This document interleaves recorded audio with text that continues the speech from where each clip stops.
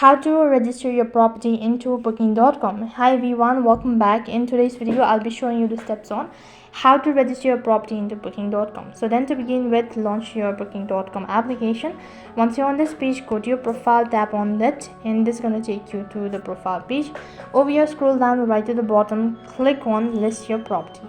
So over here you need to click on list your properties. Now what you need to do is, basically, once you're on this page, over here you'll be asked to select whether it's apartment, homes, bars, and all that.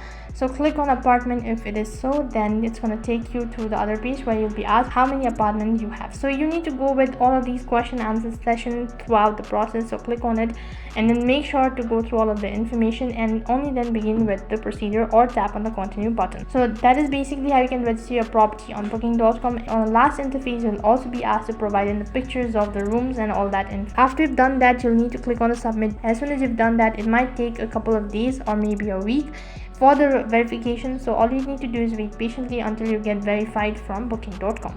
So in this way, you can register your property into booking.com. That is all for this video. I hope the video was helpful. Make sure to like, share, and subscribe to our channel. Also, make sure to comment down below for any further queries. Thank you for watching. See you in the next video.